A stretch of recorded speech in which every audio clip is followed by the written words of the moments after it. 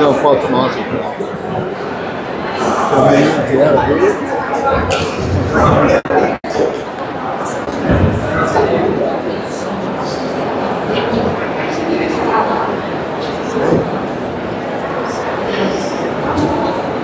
Pedi pra menina bater uma foto nossa. Chapira.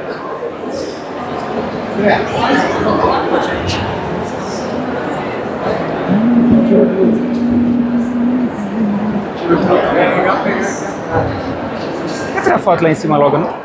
Ah, bate aqui.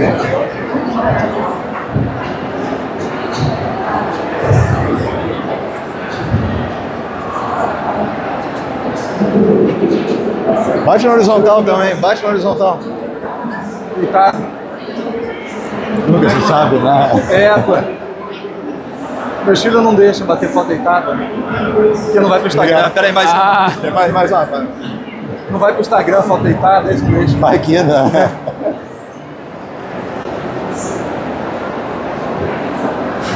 Tem que preencher com AI o resto da foto. Ah, vai ter mais?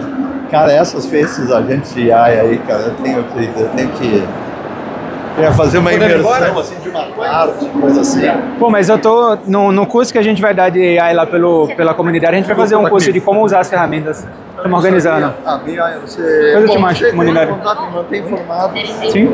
Porque eu vejo tanta gente, pô, podia estar usando isso, aquelas coisas. Tava debatendo até se ver se pegava uma extra lá no Einstein, na matéria de ciência de dados. Bom, moderador no meio, né? Legal. Aqui, ó. Quando eu sou moderador, já fui em vários eventos, o pessoal diz o seguinte, que eu costumo colocar fogo no parquinho. Boa. Essa é a ideia. Mas é só para servir de... Deu pra fazer mesmo. É com você. Se eu ficar aqui no meio, eu não vejo os slides. Ah, então deixa eu ficar aqui no canto. Escuta. Fica lá no canto, então.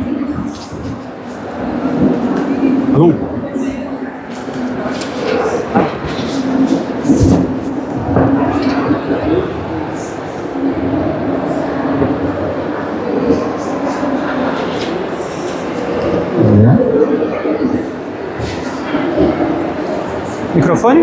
Boa tarde a todos.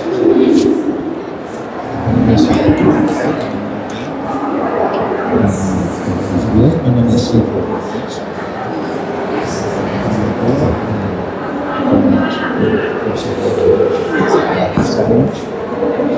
Canal 13.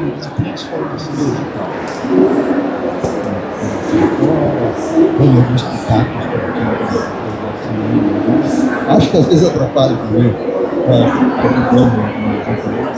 E foi muito honra que você fez escrever. Acho que é um momento de ouro que nós estamos vivendo.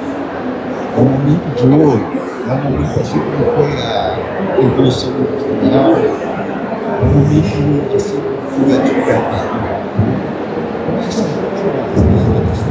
Uma coisa que nós todos vamos contar na nossa internet. Quando nós contarmos que nós usávamos a internet, tinha que ligar o cabo e tinha Então, vamos aproveitar. Vamos ter a oportunidade de conversar hoje com pessoas fantásticas que estão fazendo sua marca na área. Essa obra de comunicação.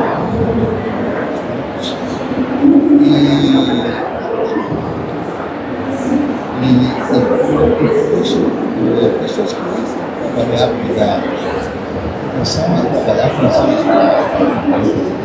e hoje está se fazendo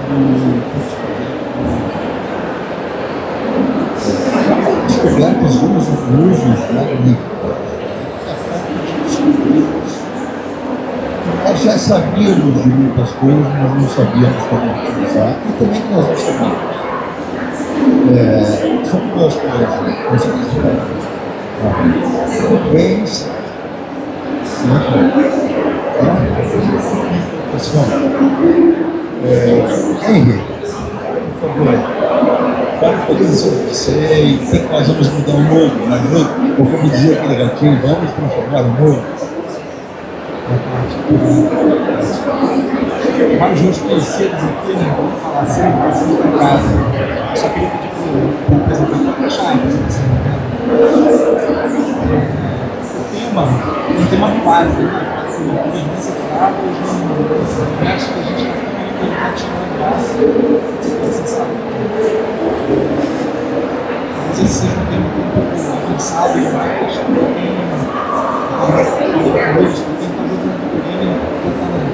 ele passou pela oitava fase, mas ele também passou na primeira e na segunda.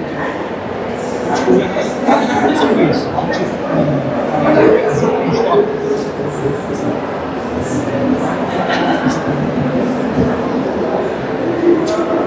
Exatamente fazer essa comunicação. Como é que o ambiente de saúde está mais aquilo que a gente chama de liderança, o que a gente vai ter, principalmente pacientes com desafios, para estar à beira do leito, para quem está funcionando, para quem está atendendo o paciente em casa, para quem está tentar gerenciar o saúde de uma forma, como toda doença impacta a nossa atividade. Você precisa trazer para a parte, para ficar mais de teoria, para ver as atividades, para ver se tem pouco tempo para poder fazer exames e Obrigado, Henry. Prazer estar aqui com vocês hoje. Meu nome é Lucas Fonoli, eu sou médico, cientista de dados, trabalho no Hospital São Francisco em Jacareí. Eu gosto muito desse conceito que você traz, da gente tentar pensar nessa maturidade, as coisas que a gente não fez antes, pensar na base. E eu estava conversando com o Cídio agora, muitos hospitais não implantaram nem governança clínica. A gente está falando de uma medicina de 150 anos, 200 anos em muitas práticas, e teve pessoas que não conseguiram implantar governança clínica. Então, se a gente não faz governança nem da medicina, a gente quer falar de uma medicina de novo valor, de uma medicina digital, uma medicina com dados, e nem a clínica básica, protocolos, às vezes a gente consegue implantar. Então vamos falar um pouquinho como realmente começar do zero, fazer o alicerce, para a partir disso a gente estar preparado para abraçar a medicina que está vindo nos próximos 5 a 10 anos pela frente. Uma situação que os profissionais da área começaram há alguns anos, 10 décadas, ao comer os diretores do CTBS, não foi simplesmente dados, onde se guardava toda a informação. Então, essa informação, hoje os profissionais de TI, que é uma coisa muito grande, mas nós estamos conhecendo um pouquinho mais. Nós estamos aprendendo a conhecer um pouquinho mais nossas populações, nós estamos aprendendo a conhecer um pouquinho mais os dados que estão chegando a nós não sabemos nem que existiam. Ainda hoje temos algumas dificuldades em entender, e nós temos 2 profissionais aqui que estão fazendo isso muito bem. Mais do que isso, estendendo essa informação de dados para as culturas corporativas e cooperativas. Vamos começar a trabalhar aí, por favor. Eu vou começar a fazer essa provocação. Por exemplo, mas eu acho que quando você tem dados, você precisa definir a palavra governança. Acho que governança digital na saúde é impossível falar isso apartado do que a gente chama de ciência de dados. A governança de dados em saúde, na verdade, é parte da construção de ciência de dados em saúde. Você fala de governança digital, querendo falar sobre tudo aquilo que acontece dentro do ambiente de saúde, eu já vamos falar de dados em saúde, tudo que acontece em cada uma das etapas do ser humano, do paciente, do profissional, do profissional da universidade, do profissional do consultório, do profissional da casa do paciente, do ambiente de saúde, tudo isso dados estão sendo gerados. Eu gosto sempre, quando falo de governança digital, de falar que governança digital, no tempo de falar, não existe. Você precisa falar de no mínimo 3 tópicos. Você tem um quarto ali, uma coisa diferente. Você fala em governança digital, tem que vir na cabeça de vocês 3 coisas, exatamente, são essas quatro. Curadoria, literacia, que tem uma tradução de literacy, alfabetização digital, coletividade. Vou falar um pouquinho desses 3 tópicos, porque eu a parte teórica dessa discussão, mas ela tem uma ponte na prática. Falar em governança digital, imaginar que o mundo de dados deve ser, seja privado, no Brasil, fora, que é gigantesco. O dado que a gente está falando de crescimento exponencial, que é ingerenciável, se a gente não tiver curadoria. Basta cada um de nós pensar sobre como é a nossa vida, como a gente se formou, como é que a nossa vida hoje em dia é literatura. Quantos artigos a gente tinha que se fazer 20 anos atrás, 15 anos atrás, 10 anos atrás, hoje, isso está falando. Então, se a gente não fizer uma curadoria de dados, o volume de dados é inadministrável. A curadoria tem a ver, aqui especificamente, com de que dados eu estou falando. Então, isso é o básico. Se eu quero, por exemplo, analisar a síntese de informação de uma computação, se eu não souber onde é que estão esses ciclos, se vocês sabem de educação digital, isso passou por uma autorização sobre isso, o paciente o paciente chegou à emergência quando ele foi internado, tem outros, sabe, para você ter conta de qual desses ciclos eu preciso usar para fazer o paciente. Imagina isso, explorar de maneira mais profunda dentro do sistema de saúde. Se eu tiver, por exemplo, genésio como fazer, se eu não souber exatamente onde está essa informação, como eu faço o produto, eu tenho que tomar decisão. Então, o produto é essa ideia de que a gente precisa de profissionais dentro do sistema de saúde, tem que ser profissional de tecnologia, tem que ser médico, ou enfermeiro, ou fonoaudiólogo, profissional de saúde, que entenda da coisa. Esse cara aqui, da conta do estudo desse momento, então, essa parte de curadoria é importante. Literacia é uma ponte para isso. Então, literacia que eu coloquei muito mais como significado e regras de negócio. Então, imagina, por exemplo, vocês a parte do CID. Imagina que a regra de negócio é um CID que é o paciente recebeu na recepção digital, colocado por uma enfermeira de viagem. Ele é um CID, às vezes, nesse paciente de abdominal. Se vier no abdominal. O negócio é aquele síndrome do ciclo, o paciente foi internado, fez uma tomografia, era uma apendicite. O paciente foi para o centro cirúrgico, ele recebeu um código de apendicectomia, e o sítio de apendicite. É uma outra informação que precisa passar por essa ideia de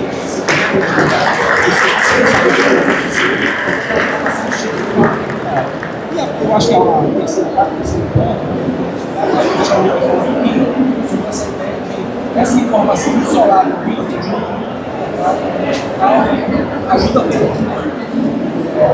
Ajuda muito a paciente, mas ajuda muito o sistema.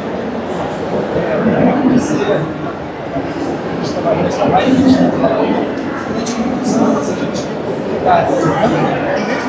falar o paciente tinha um diagnóstico de falar que reproduzir esse diagnóstico em outros sistemas. Tem a ver com essa questão de maquiagem do paciente. Esse diagnóstico, todos os outros também que não conseguem fazer isso. Agora, não fosse o entrevista de aqui, fosse o produto de interpretação de governança de dados clínicos. Passar por aqui, falar sobre esses tópicos. Claro, obrigado. Não, obrigado pela deixa. Até o quarto tópico, volume, né? Mais do que nunca, o momento que a gente está passando na saúde está muito propício para tudo isso, né? Vocês vieram 10, 20 anos trabalhando nisso, fazendo um alicerce, e se hoje a gente pode andar a galope em velocidade desse mercado, frente a tudo que vocês vêm construindo. Alguns hospitais, o que é que a gente ainda pode atingir? Alguns hospitais na Europa chegam a produzir quase 1 petabyte de dados por ano. Hoje a gente fala de redes com 50 hospitais que não produzem isso em 10 anos, né? Então, realmente, o volume de dados que a gente vai atingir ainda é colossal. A gente sabe de algumas... a gente sabe de algumas áreas, por exemplo, a partir de hepatologia, 1 petabyte não dá para um ano de lâminas que uma grande rede produz. Então, a gestão desses dados vai ser muito delicada. Mas, assim, muito dessas áreas que estão sendo desenvolvidas e que muito a gente aproveitou dos anos passados, o que a gente queria reforçar aqui com vocês é a importância de ter essas pessoas da área de negócios, pessoas da saúde envolvidas. São muito escassas, enfermeiros são muito necessários. A parte de regras de negócio mesmo, uma grande empresa me falou uma vez que hoje são as áreas que mais estão ganhando dinheiro na parte de analista de regras. Porque se o hospital, o Peter Drucker já fala, é a instituição mais difícil do mundo de ser gerida, e o hospital está virando um hospital digital, que todas as regras de negócio estão no digital. Ou seja, se a regra for cadastrada errada, e você pensa, às vezes quem é que está cadastrando isso? Uma pessoa da base analista que vai afetar faturamento de milhões, e ela que está fazendo esse cadastro. E a partir do momento que ela fez esse cadastro lá, afeta toda a cadeia.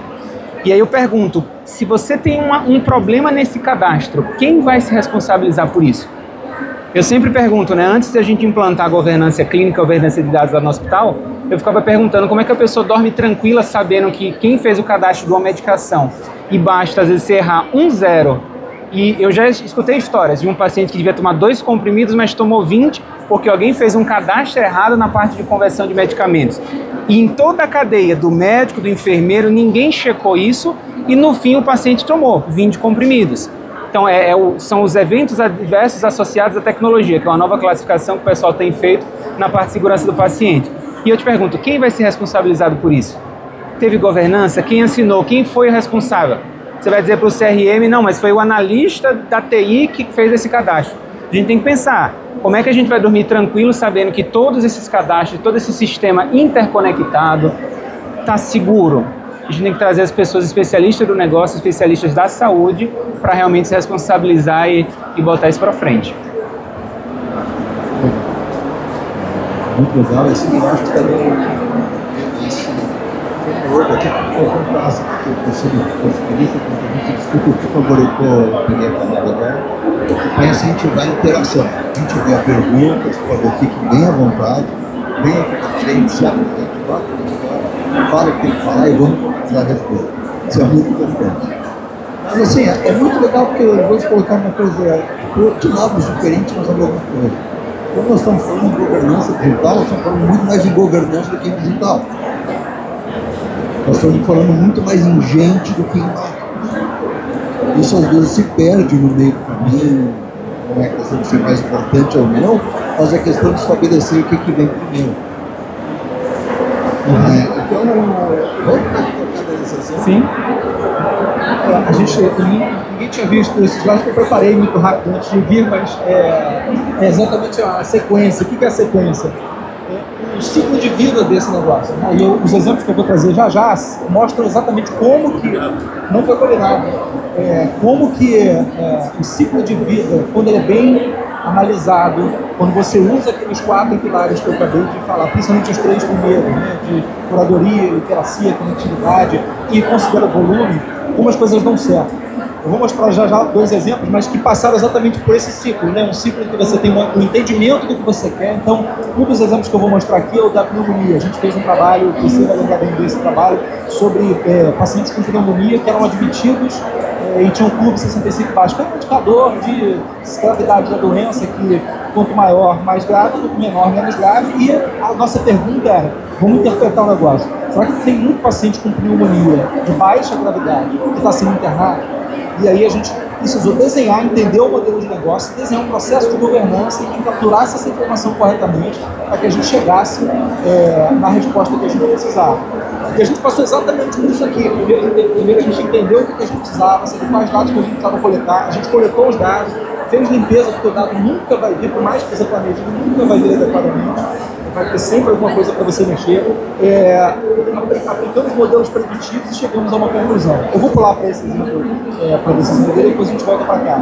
Mas qual é a interpretação que a gente precisa fazer disso? Existe uma metodologia para se fazer governança. Ela não é uma metodologia rigorosa, mas a gente precisa passar por algumas etapas para garantir que o resultado final vai ser esse. A gente poderia perfeitamente ter feito esse estudo e não ter chegado à conclusão. Eu assumo que, claro, diversas características das pessoas que participaram levaram ao sucesso do projeto, mas eu diria que a principal delas foi a capacidade que a gente teve de se ater a uma metodologia de governança de dados, garantir que antes de tudo começar a gente desenhou exatamente o que a gente precisava. Eu vou pular aqui porque ele está bem no final, mas é esse aqui, ó, é esse aqui. o desenvolvimento de uma ferramenta para poder capturar a informação do paciente que chega é simples. A gente precisava saber se o paciente chegou na emergência, ele precisava ser internado ou não precisava ser internado de acordo com os cortes de severidade. Uma coisa razoavelmente simples. Agora pensa nisso para 50 pacientes. Beleza, pensa nisso para 100 pacientes, pensa nisso para 1000. A gente fez com 11 mil pacientes. Então a gente conseguiu pegar dados de 11 mil pacientes e demonstrar o seguinte: não só como era, mas fazer uma intervenção, toda ela baseada nesses critérios de governança, fazer uma intervenção e demonstrar que é possível você reduzir a quantidade de pacientes que eram internados desnecessariamente sem afetar a mortalidade, sem afetar o desfecho. Então foi exatamente isso. E por que eu trouxe esse projeto aqui, essa publicação, numa discussão sobre governança? Porque ela só foi possível por causa daqueles pilares. Se a gente não tivesse percebido, mesmo que intuitivamente, porque ninguém leu sobre governança para fazer aquilo, mas intuitivamente, o método científico é um método que tem uma governança própria. Então, a gente precisou estudar isso e, obviamente, aplicar dentro do nosso mundo real. Depois tem 2 exemplos, mas eu queria deixar o Lucas falar um pouquinho, também sobre essa questão de metodologia. Eu acho que é importante falar, porque para a gente que pensa em governança, e eu, pelo menos, vivo isso os últimos 2 anos da minha vida, buscar metodologias que nos ajudem a aplicar isso de maneira reprodutível. Enquanto só o Lucas falar, o último item que eu botei lá, volume, não sei se vocês perceberam, tem uma palavrinha lá que é reprodutível. Então, a ideia de ter volume ali é exatamente essa: garantir que essa metodologia possa ser reproduzida para diversos cenários de 11 mil pacientes, cenário de 50 pacientes, cenário de 500 pacientes, em qualquer ambiente. Tá? Fala um pouquinho. Claro, claro. Não, obrigado pela deixa, né? Mas assim, eu queria até reforçar o que o Cid falou. Não é só sobre governança digital, isso aqui está se tornando a medicina. Daqui a 5 anos, o palestra que a gente vai ter aqui é como trabalhar na nova medicina, porque troca essas palavras aqui em vez de falar, porque inteligência artificial nada mais é do que estatística multivariada. Vamos pensar em estatística clássica. Vou fazer um paper. Curadoria é identificar o problema, literacia, fazer o estudo da base, conectividade é pegar os dados, e volume é você ter representatividade. Você basicamente, o que era todos os 100 anos de metodologia científica, hoje é o digital. É a medicina do futuro, é a medicina digital. E eu gosto de puxar um pouquinho o conceito para a medicina de precisão, né? A medicina de precisão, ela desenvolveu muito na área de genômica e genética, mas tudo isso, regressões lineares, trazer mais variáveis do indivíduo, trazer outras coisas além do score, tudo isso vai se tornar medicina de precisão. É trazer as inteligências, os dados, para nos trazer apoio à decisão clínica. E isso daqui é muito do que a gente vai desenvolver na faculdade. Eu espero, né, que nossas faculdades de medicina se adaptem logo para isso e logo a gente comece a aprender desde a base do método científico digital. A gente estava falando agora há pouco sobre essa questão de faculdade, há quantos anos, que pelo menos há 100 anos de faculdade de medicina é cursado em 6 anos. Olha o quanto a medicina evoluiu nesses últimos anos, nessas últimas muitas décadas.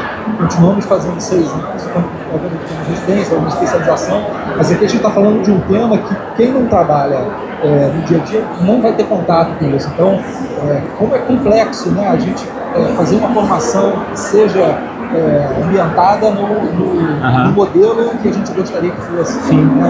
Essa é uma discussão que precisa permear as universidades, as faculdades de medicina, de diversas especialidades na saúde, e que a gente não vê. Então, dificilmente, se a gente lançar um tema como esse, a gente vai ter pessoas até interessadas em falar sobre esse tema, embora isso esteja no dia a dia de todos nós. Eu estou olhando aqui para a Rosa, quando trabalha com autorização, vai autorizar um evento, já não trabalha mais, mas quando autorizar um evento, olha o impacto que aquela informação, o evento que está sendo autorizado, que tem tanta informação junto dele, tem qual é o procedimento, qual é o sítio do paciente, onde o paciente mora, quem é o médico que está operando, qual é o hospital, o volume de informações, que se você não tiver um mínimo de governança, se você não tiver curadoria, quais dados que eu tenho que botar ali? São 500 dados, são 40 dados, são 30, qual a importância deles, como é que eles se conectam com o sistema como um todo? É um sistema muito complexo, saúde é muito complexo, então se a gente não tiver metodologia, a probabilidade de dar certo é muito pequena. Alguma colocação? Ajudar, corrigir. Então eu vou provocar. Bom, você bem comentou isso aqui num congresso de governança digital, dá um curso de medicina há alguns anos, né, se nós formos um pouco mais a fundo. Vamos falar um pouquinho sobre implementação da semente da governança dentro do sistema de saúde mais perto de serviço.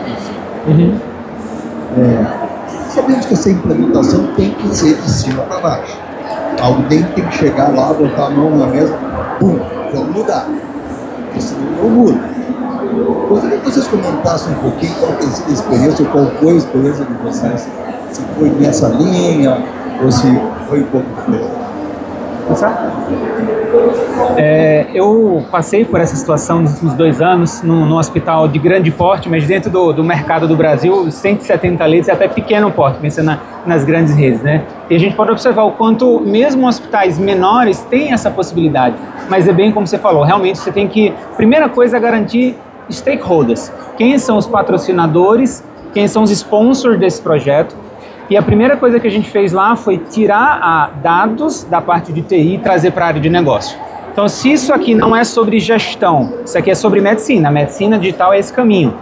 Isso não é a TI que dá o suporte, isso é a área de negócio. Então, a gente montou um tripé, trouxe o CIO, o informata, o médico e a parte de negócios, 3 gerentes, e trouxe isso para a diretoria de negócio para começar a montar todas as políticas, todas as regras de como as coisas iam ser implementadas aí para frente, e a gente cria a segunda camada, porque isso aqui é governança. E a governança ela tem que trazer ferramentas de gestão, que é a ponta da operação, senão você vai ficar desconectado. A governança querendo, sonhando e fazendo as políticas, mas quais são as ferramentas?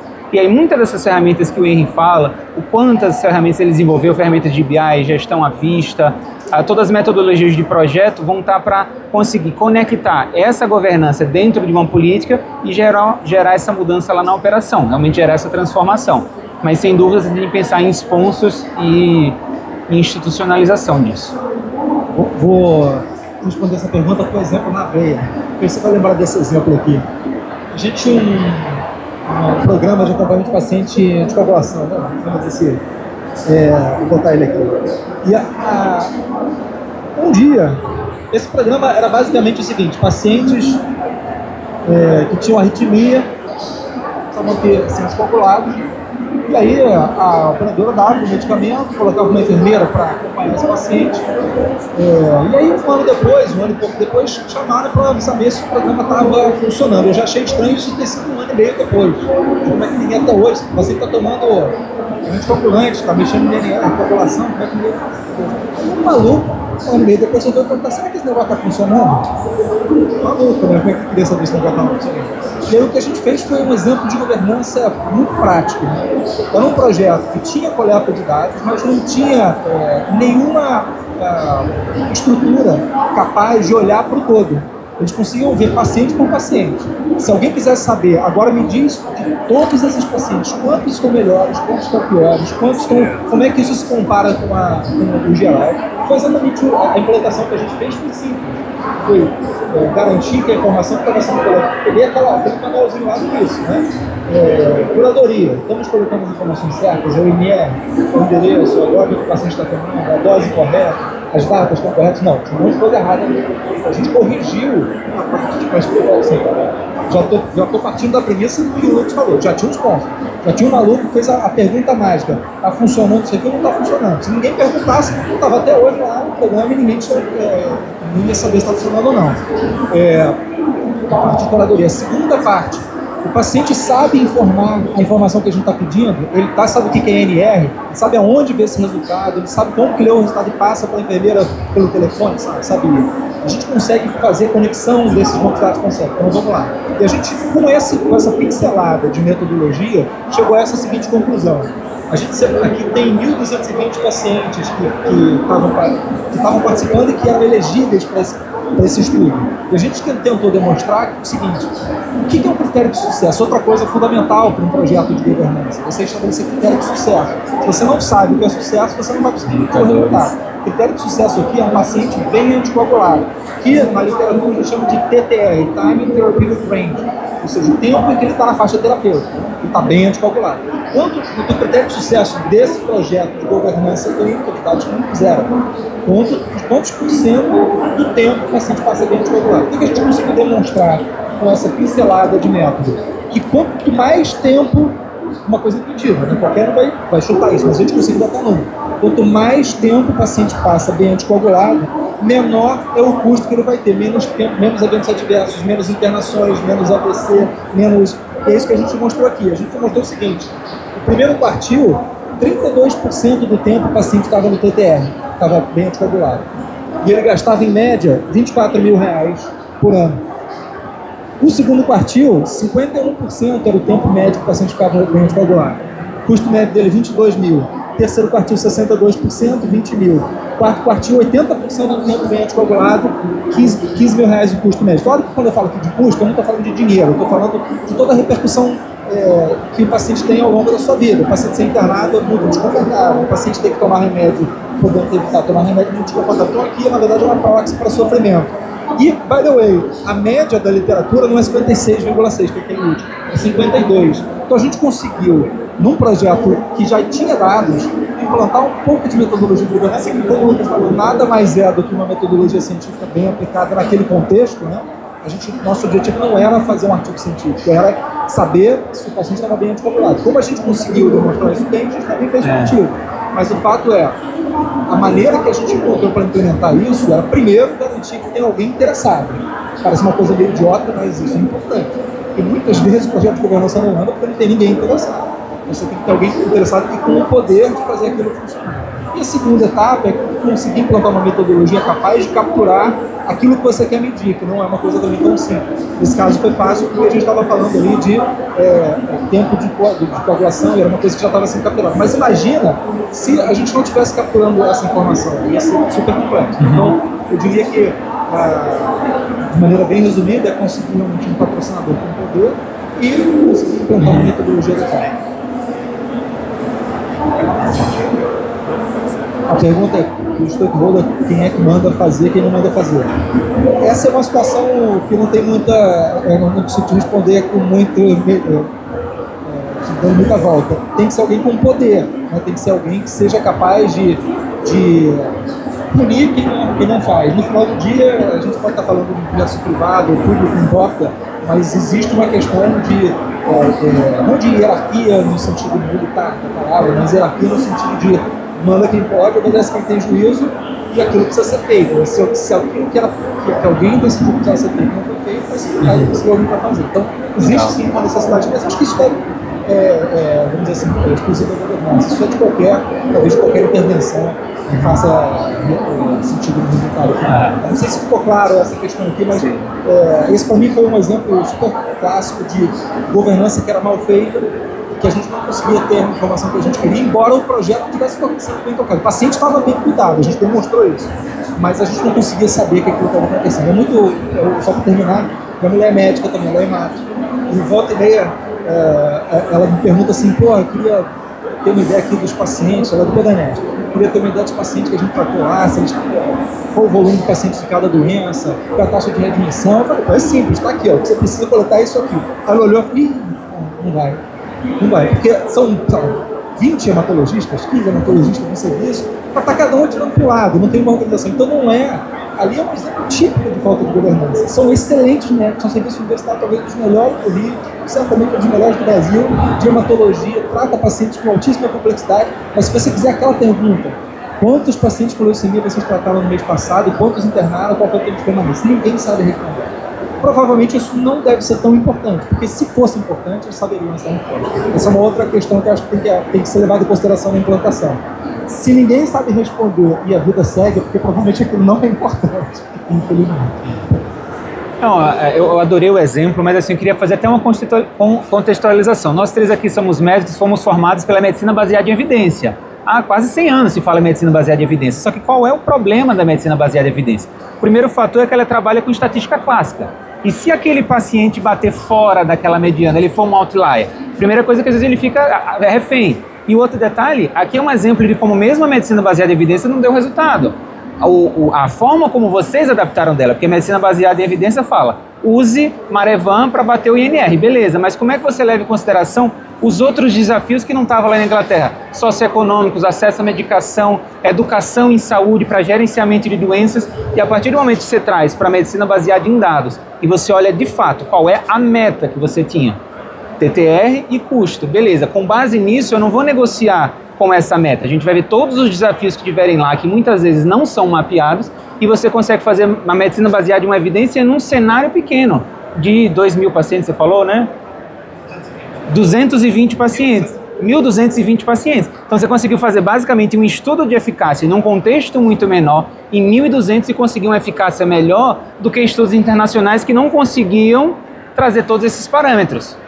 Então eu acho que assim, trazer isso para a prática clínica, quanto mais o médico vai vendo na prática o quanto isso facilita a vida dele, os pacientes estão melhor, ele vai se sentir mais útil com isso, vai aumentar o engajamento dos médicos vendo essa utilidade na ponta. Muito interessante, eu acho muito profundo. Eu gostaria de fazer uma pergunta para vocês. A medicina mudou depois da pandemia. Definitivamente, desde a interação com os pacientes, tudo mudou. Na verdade, muitas das ferramentas que existiam antes não eram utilizadas para aquilo que é feito hoje. Em que a governança, na perspectiva de vocês, foi afetada sobre esse aspecto? Que também mudou, talvez até criou a oportunidade para a governança não existe. E como está evoluindo esse aspecto a partir desse turning point que foi a pandemia? Eu vejo dois pontos. O primeiro é um timing maravilhoso, porque ficou muito mais famosa a parte de algoritmos, inteligência artificial. O pessoal já usa isso, por exemplo, o Sabatini já faz isso desde 88, usando redes neurais, mas está muito mais na moda e muito mais em desenvolvimento. Mas o segundo ponto é a telemedicina, porque tinha muita coisa que era basicamente proibida. E com essa liberação do CFM, acabou liberando para a gente desenvolver isso. Então tem muito mais sponsor, todo mundo falando e incentivando esse desenvolvimento para o nosso lado. Eu acho que como toda crise, especificamente nessa saúde, pela pandemia, expôs alguns pontos de deficiência. Eu acho que a gente saiu razoavelmente bem enquanto sociedade que cuida dos seus pacientes, com todas as dificuldades que a pandemia trouxe. Eu acho que a governança foi um desses tópicos que apareceu como não sabemos fazer direito, precisamos melhorar muito. E eu acho que isso tem acontecido, né? Eu, pelo menos nas experiências que eu tive, a gente viveu um mundo de pandemia que exigiu muito em termos de dados, muito. A gente todo dia tinha reunião para olhar os dados e a governança foi muito exercida nesse aspecto. As primeiras reuniões, eu me lembro da pandemia, eram reuniões horríveis, porque a gente não sabia quantos respiradores tinham, quantos estavam funcionando, quantos pacientes estavam em ventilação mecânica. Foi um pega para capar.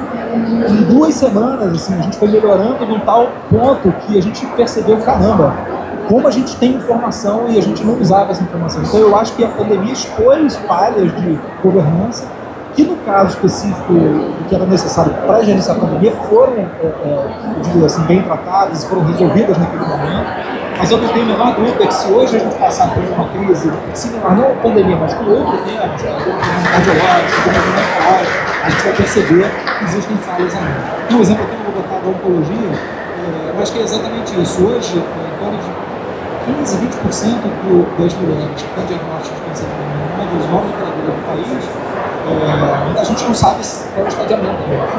Então, não é porque a mulher não sabe, é óbvio que a mulher sabe, o médico sabe, o hotel sabe, a operadora não sabe. Então, não tem um sistema que reúne dados de todo mundo que não tem essa informação. Então, esse é um problema básico de governança. Não é um problema de LGPD, que eu sei das outras 80%. Então, não é um problema de LGPD, de quem não é um problema de governança. Alguém não entendeu que aquela informação era necessária naquele momento e ela não apareceu no sistema. Isso afeta o sistema de uma maneira muito profunda, porque decisões sobre a perspectiva do sistema populacional deixam de ser tomadas, são tomadas de maneira equivocada se a gente tiver essa informação errada. Então eu acho que como toda crise, a pandemia expôs as falhas e me deu a oportunidade de corrigir muitas delas. Eu acho que hoje a gente está melhor em termos de tecnologia, de governança de dados públicos do que a gente estava antes da pandemia. Mas eu não tenho dúvida que, como é aquela coisa, se a gente não precisa desse dado, ele acaba não sendo, ele acaba não sendo preenchido adequadamente. E quando a gente vai precisar dele de maneira repentina, a gente vai ter um problema. Então eu acho que a gente melhorou. Fala.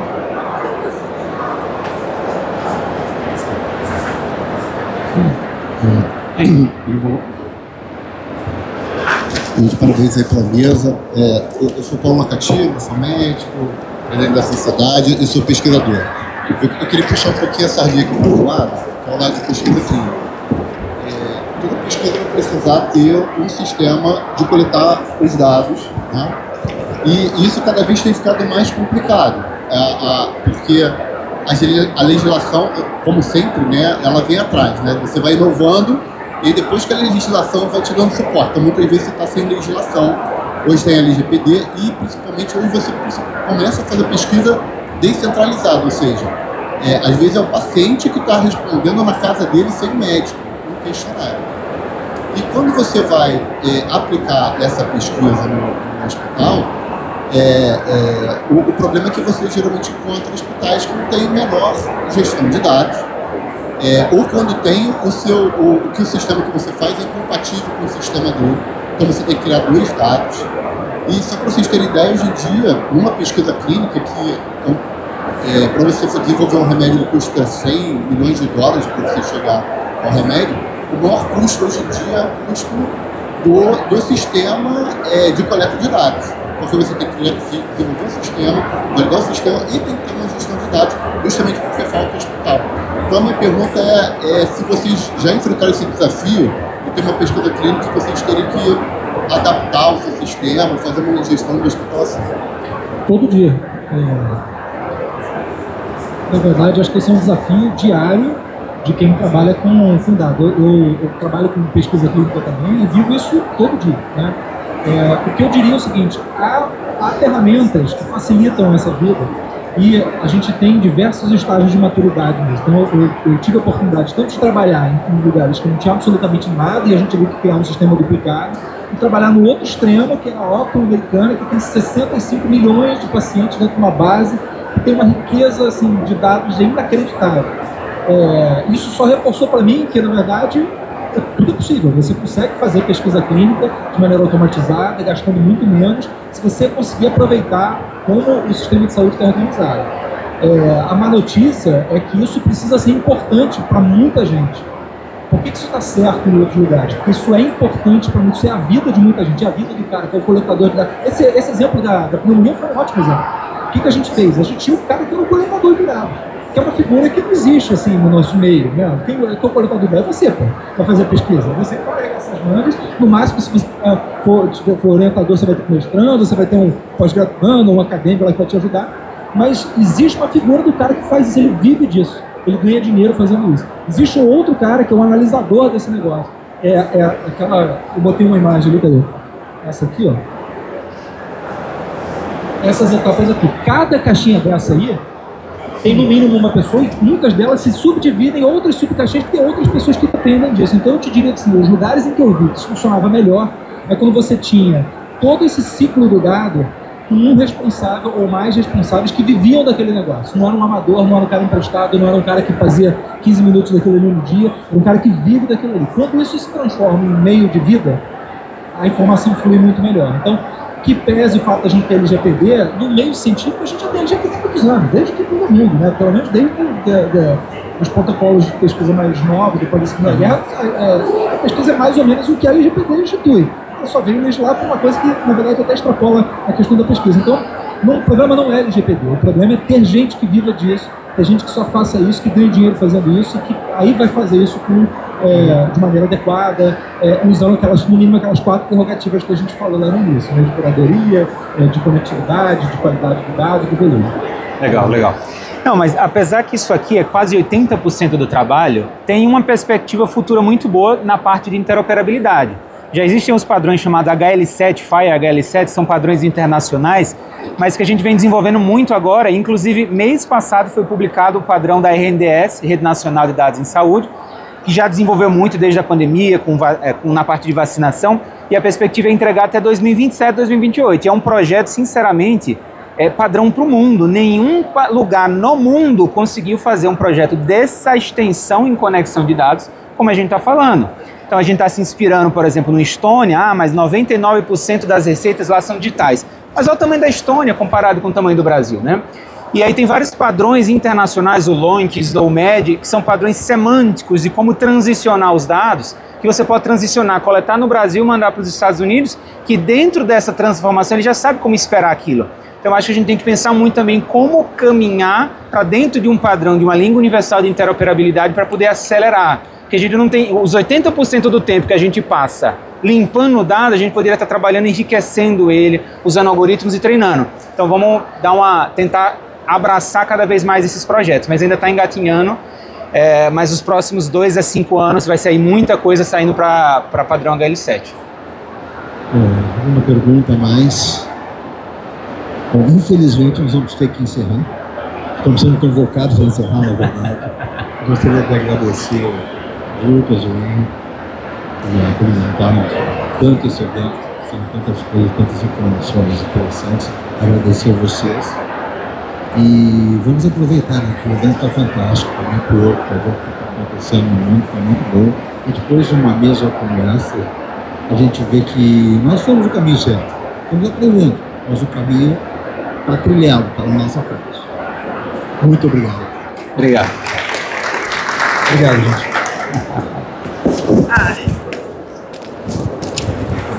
Porra. Valeu. Muito bem. Bom, foto até a gente já tirou, né? Vamos entrar mais uma daqui de cima? Pera aí, deixa eu pegar o selfie ali rapidinho. Ai.